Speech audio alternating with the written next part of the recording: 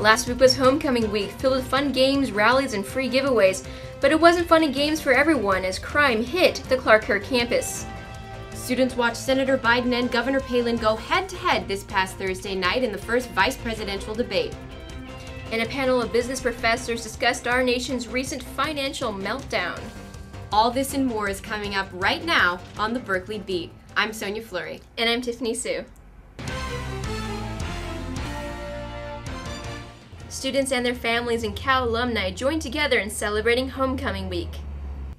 A free t-shirt giveaway, rallies, and free Fenton's ice cream were all part of last week's events leading up to the big game.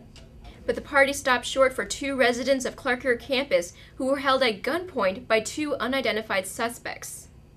It happened at 12:31 a.m. last Tuesday morning. According to UCPD, the two armed suspects entered Building 17 through an open window. They held the two residents at gunpoint, stole a laptop, and then fled the area on foot.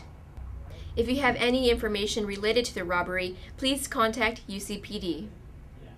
And it was Palin versus Biden this past Thursday night. Berkeley students watched as the two vice presidential candidates duked it out, exchanging words on foreign policy, the economy, and renewable energy. Our very own Stephanie Lin was at the scene and joins us now from the field. Stephanie, what can you tell us?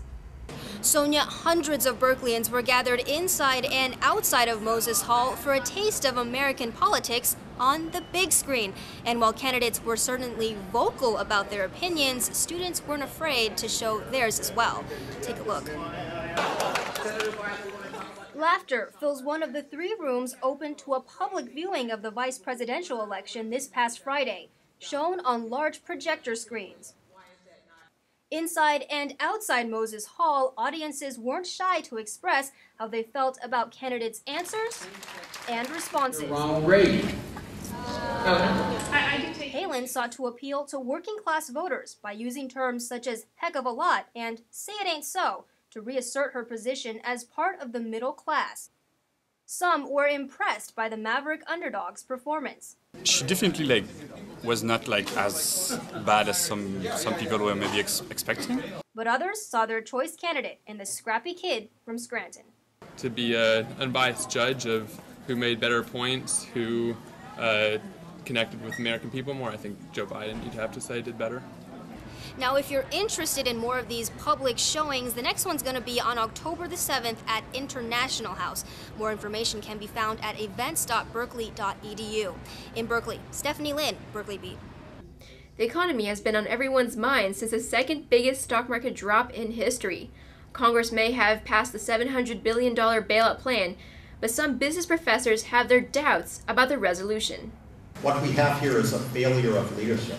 On Friday, a group of Berkeley economists and business experts met for a panel discussion on the economy.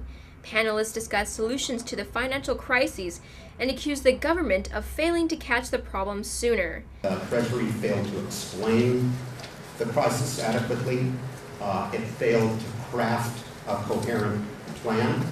If you missed the panel, you can watch it online at the Berkeley Law website. For events coming up this week, don't miss Pulitzer Prize-winning journalist Seymour Hersh speaking on journalism and human rights tomorrow night at 8 p.m. in Zellerbach Hall. Also, you can tune in to the second presidential debate tomorrow night from 6 to 8 p.m. at the International House.